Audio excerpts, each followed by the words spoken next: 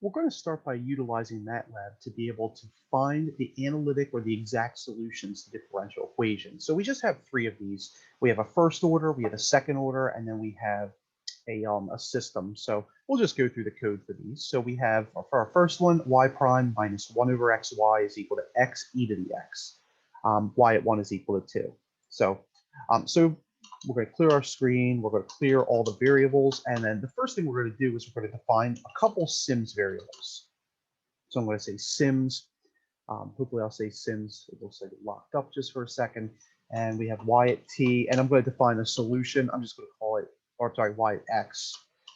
And let's just have de solution. Right? And then I'm going to define my equation. And our equation, I'll just call it EQU.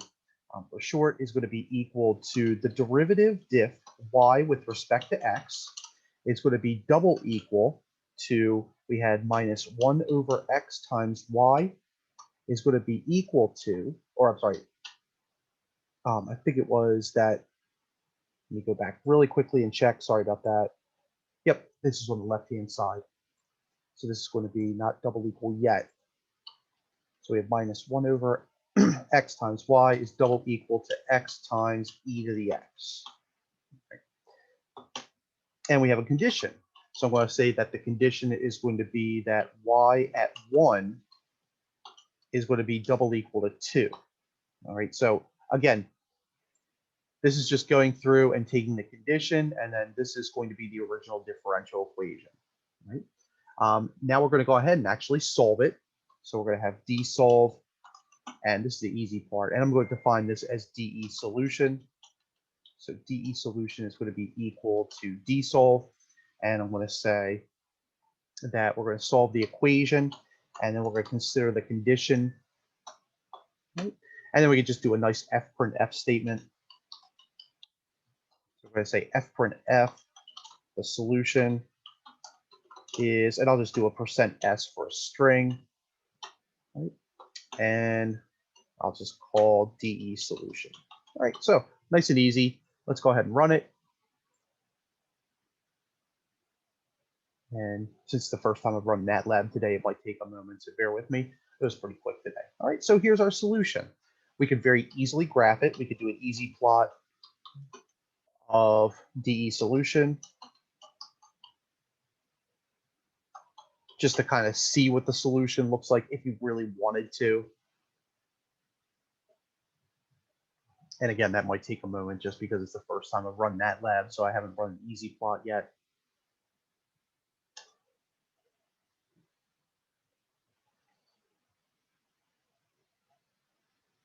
All right. While it's running, I'll go ahead and start coding the second problem. And then when it comes up, so oh, it looks like it just executed. It must have heard me. So here's our solution to the differential. And again, this could be helpful because if you're looking at the holistic sort of view of it, of the rate of change with respect to time or the dependent variable with respect to the independent variable, this might be able to give you a good picture of that. Right? Second problem that we have is just the second order differential equation. So we have our y double prime minus 5y prime plus 6y equals x squared e to the 3x. Right? So just like we did before, we're going to define the equation, and that's going to be the derivative of y with respect to x, second derivative, minus 5y, so 5 times the derivative of y with respect to x, plus 6y, and that's going to be equal to x squared times exp of 3x. Right. If I copy that down correctly, hold on 1 sec, let me just verify to make sure. So 5, 6, x squared e to the 3x. All right, conditions are going to be y at 0 is 2, and then y prime. So I needed dy. Right, so I'm going to define dy to be equal to the derivative of y with respect to x. And then I'm just going to go ahead and do the conditions. All right, so now conditions are going to be a row vector because we have 2 of them. So we have y at 0 was equal to 2. And then we also had dy at 0 was equal to 1. All right, so just be careful. Make sure you're using these double equals in between each of these. All And at this point, we're ready to find the solution. So we're going to say DE solution, and we could literally just copy these two lines actually. All right, and so let's run. And looks like I used an, oh, it might have been in the, it says line 12. So equation, oh, right here. As I'm warning you not to use the double, or don't forget about the double equal. I forget about the double equal. Really smart of me. All right, and here's our solution.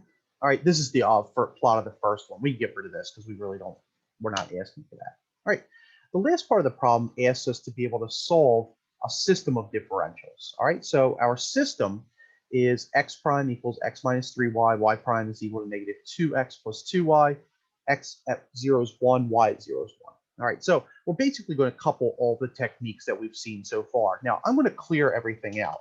So I'm going to clear all, and I'm going to redefine our sims. All right, and I'm going to make a sims x of t and y of t. All right, and the reason I do this is because I've already used x and y up here. So I just want to clear everything out just to kind of get a fresh start as I'm doing these. All right, I'm going to define the first equation. I'm going to say ODE1, and remember we called that the derivative of x. All right, so diff x is going to be equal to, remember we said x minus 3y. And again, what I'm doing is I'm just going right here. I have my x minus 3y, and then I have y prime negative 2x plus 2y. So I'm going to call this ODE2. It's going to be equal to diff of y. It's going to be equal to negative 2x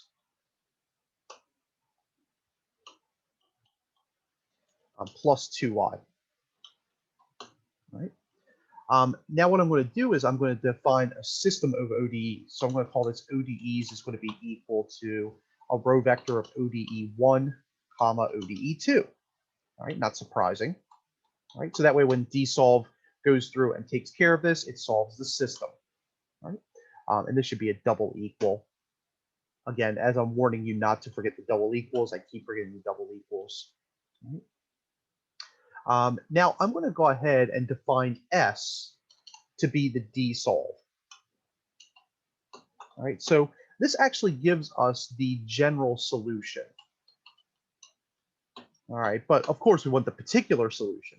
So now what I'm going to do is I'm going to define these now in terms of t. All right, so now I've got, these are in terms of t, but I'm going to go ahead and get my x sol. So I'm going to call this x sol of t is going to be equal to s dot x, and then not surprisingly, x sol of, or y sol of t, excuse me, is going to be equal to s dot y. All right.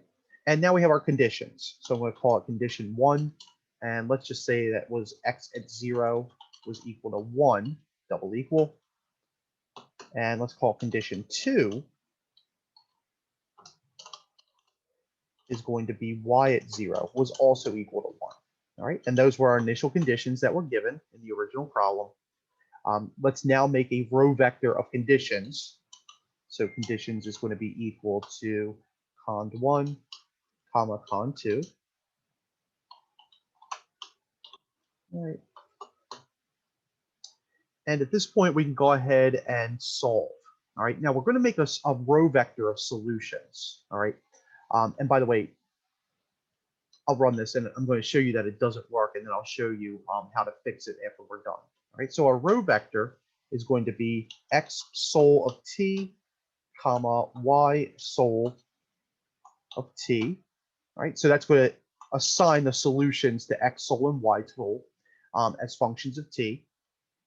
And we're going to say dsolve, and we're going to have our ODEs, and we're going to have our conditions. All right. And finally, let's just run this. All right. And I'm going to show you that it doesn't work, and I'll show you how to fix it. It's a common error. All right, so here's our solutions. All right, so it actually does work out fairly nicely for us. All right, um, and then what we're going to do, I thought it wasn't going to work, but I guess I put in the syntax correctly rather than incorrectly by accident. Right, and then we'll just do our fprintf statements. All right, so let's fprintf, and we're going to say the solution, or exit t. We could just say exit t, just make it easy for us. So exit t equals %s. Right? And that's going to be our x sol at t. And let's just do the same thing, except we're just going to change those to y's. Right? And now it should be in a nicer format. So let's just go ahead and execute.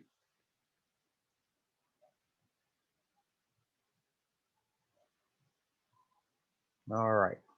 So really nice that now we can utilize MATLAB to be able to solve our elementary sorts of ordinary differential equations, right? But for those of you that have ever taken differential equations, you know that a lot of times you have to estimate the solution to a differential equation at a specific point, all right? And that's what we're going to be doing for the rest of this series is we're going to be looking at various methods to be able to estimate the solutions, numerically approximate them. But of course, we want to make sure that if possible, we get the analytic solution, all right? And of course, just like we've done with all of our other sorts of videos, what we're going to do is we're going to find the analytic solution, we're going to find the numerical solution, and then we're going to find the error between them. So that way we can see whether or not the methodology is going to be viable or not if we were to ever have to practice it in real life.